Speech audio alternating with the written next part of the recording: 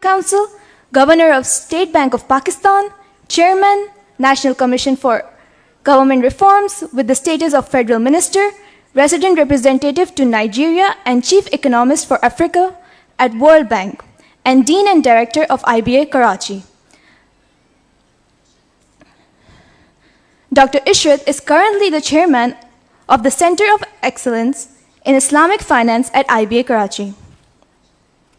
Moreover, he has earned spectacular awards and accomplishments, such as he was conferred Hilal-e-Imtiaz by President of Pakistan in 2003 and Nishan-e-Imtiaz in 2016. In 2006, he received Asian Banker Lifetime Achievement Award. Furthermore, he authored 24 books and monographs and contributed more than 40 articles in referred journals. May I please request our Honorable Chief Guest, Dr. Ishrat Husain, to come up on stage and deliver your address.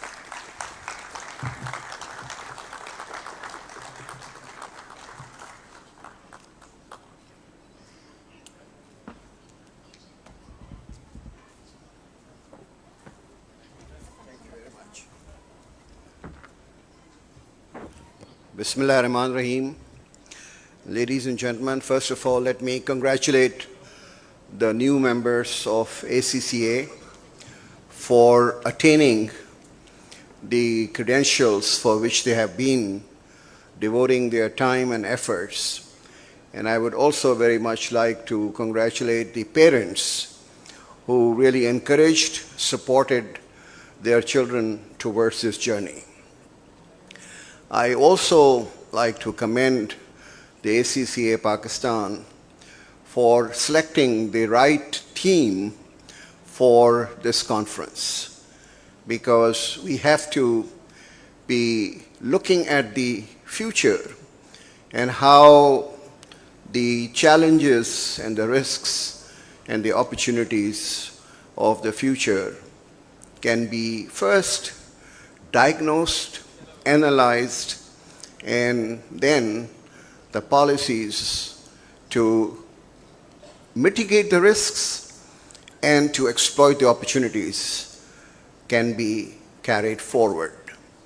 And this doesn't require only the governments of the day, because we in Pakistan have become so accustomed to blaming everything on the government, but we don't look at our own behavior, our own practices, and our own actions. No country in the world has made progress only on the basis of the government's performance. It is the collective performance of the society, of the private sector, and the government which have really led to prosperity and progress. And my three very favorite countries are Japan, where everybody calls it Japan Inc. Why? Because their private sector, the government, and the society work hand to hand and come to decisions together for the betterment of the country and for the society. Korea followed Japan, and Korea is now one of the most advanced countries. It's now part of the OECD, which is the club of the advanced countries. And Korea was way behind Pakistan in the 1950s. And look, it has become an advanced country. And the miracle of China, as you must have known, no country in the world has done wonders. You have the 7 wonders of the world, but this is the only wonder as far as the economy is concerned. They have gone from $100 per capita income in 1980 to $12,500 in 2022. They have lifted 700 million people out of poverty, which nobody has ever done in one generation. And this is just a span of only 40 years that China has done. And it was not adversarial and confrontational attitude in these 3 countries. It was not blame the private sector for rent seeking and blame the government for poor performance and corruption. Don't blame the society for being unethical in their practices. They all decided that the country's interests come first. And because the country prospers, we would all benefit together. And this is called the model of the shared prosperity. But we are suffering that we should, as individuals, gain everything for ourselves, and we don't care what happens to the rest of the society.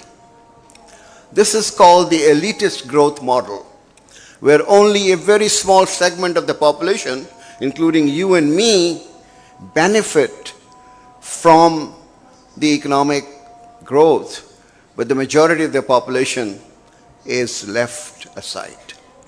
So what we need to do is to create a situation where all of us are working together, working in tandem, working in hand, and trying to do our bit in order to have a widespread shared prosperity where the people in general are the beneficiaries of the economic growth, not only the individuals.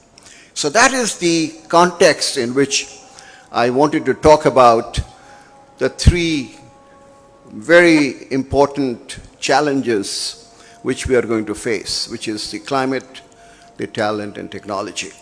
And these are not in silos, that these are not individual compartments.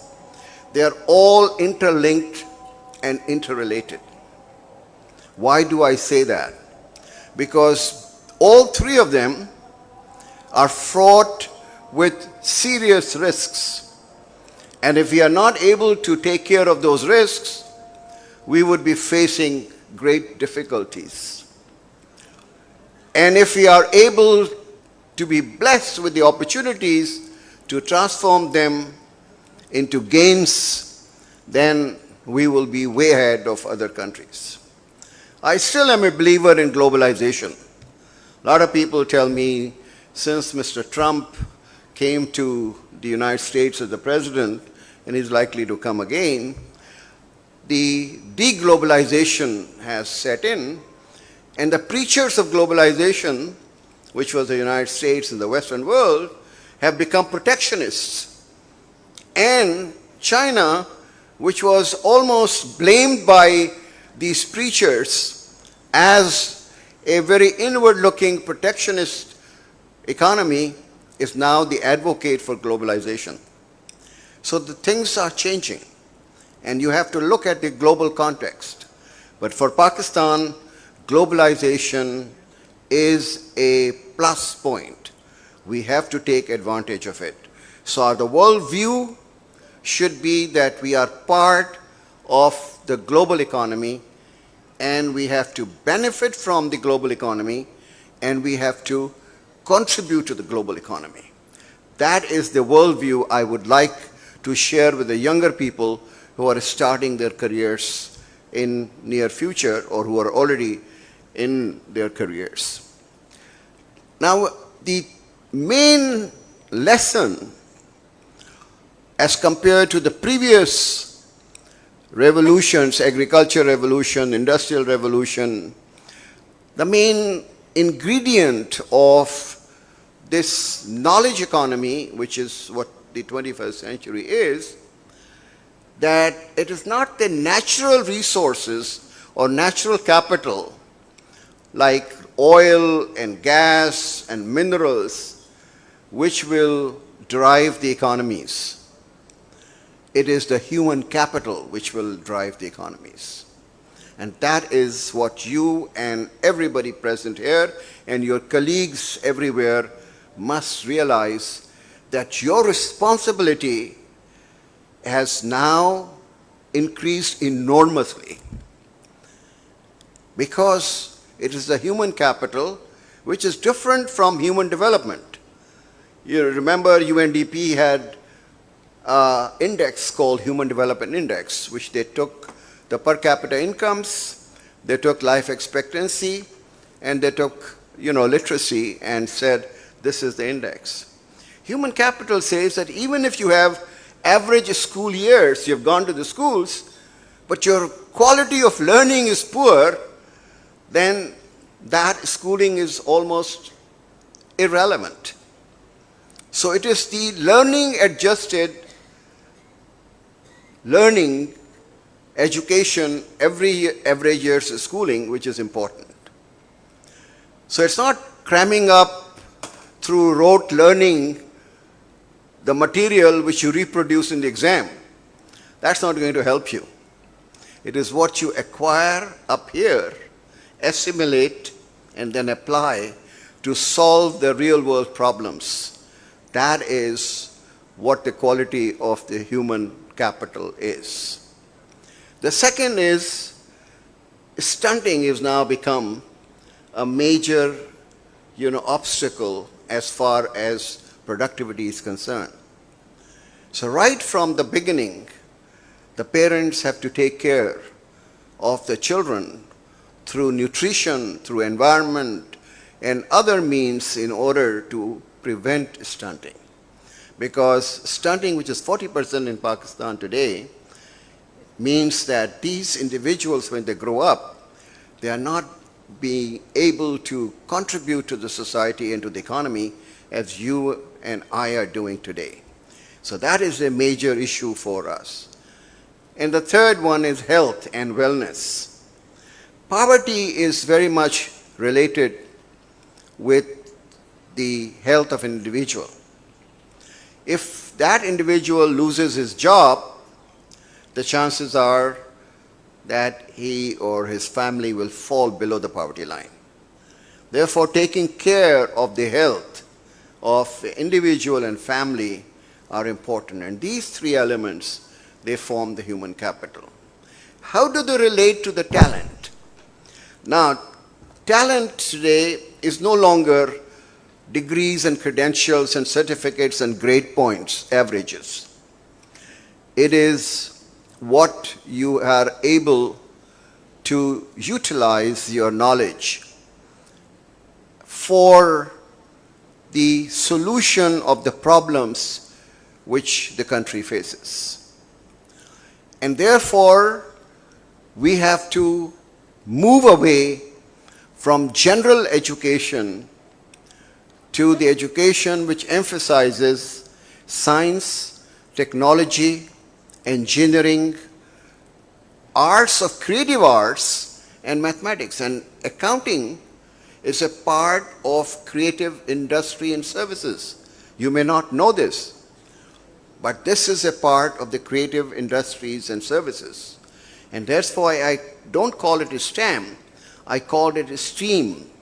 Advertising, architecture, gaming, streaming, these are all creative industries and services, and so is accounting.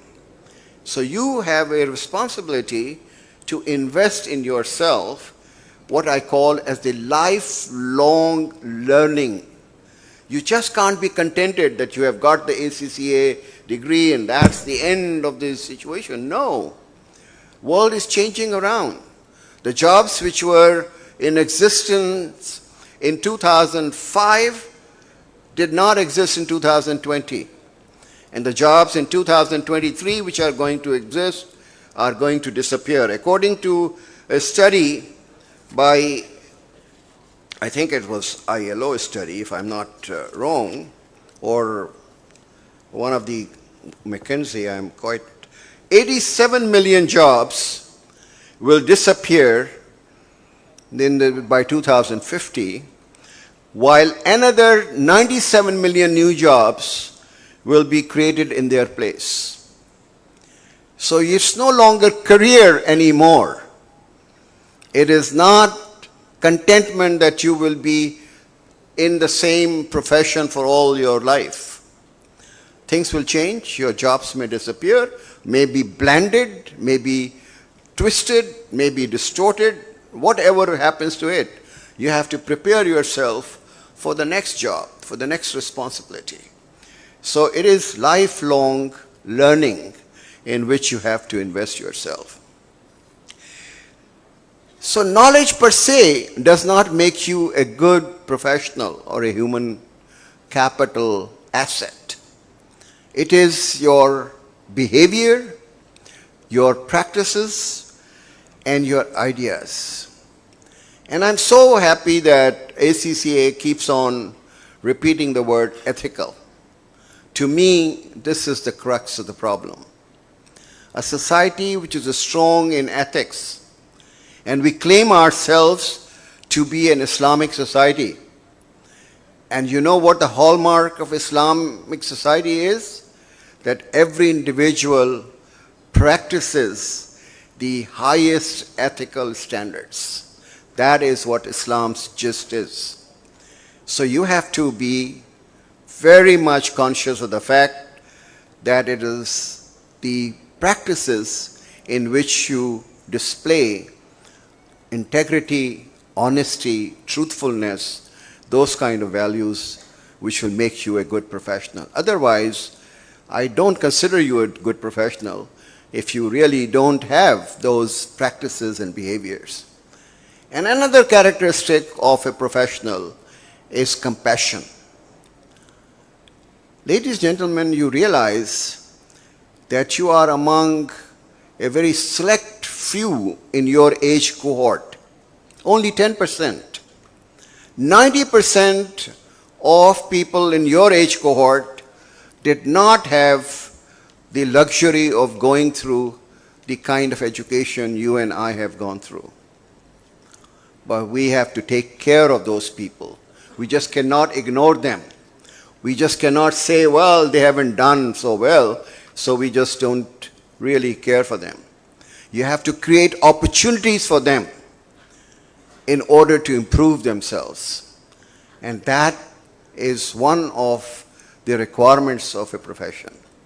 For example, in the United States, it's not only philanthropy by giving money, it is also by volunteering your time. So if there are other ACCA candidates from the lower income groups who are aspiring for appearing at this exam, you should try to help them. And so that they can also come in same line. You should not have a selfish attitude that I have done it, I don't care. This is what really a good professional requires. Now, climate change, and both speakers before me have talked about it, is both a very big existential risk for Pakistan, because we are dependent on water for our sustenance. 95% of our water resources, both surface as well as ground, come from rainfall and glacier melting. And as global warming takes place, the glacier melting becomes erratic. Right now, if you read the newspapers, the mountains in the Gilgit-Baltistan are barren. There is no snow. That means that our river Indus will not be able to carry the throughput which is required during the lean months of the irrigation season. Therefore, there will be a shortage of water for your crops, and you may have to import your crops, your grains, your cereals from outside, creating problems for the country's balance of payments. So it is, then you have hydropower. Hydropower now provides 30% of your electricity. And if you don't have water, then you don't have turbines for the hydropower. So you would be creating a problem as far as your energy is concerned. So the food, energy, and water nexus is a challenge. It's not the emissions so much in Pakistan's case. In Pakistan's case, the climate risk is that of the food, water, energy nexus. And we all have to work together in order to mitigate and adapt the risks of climate. Now, technology. We all talk these days about AI. Now, I personally have an optimistic view of AI.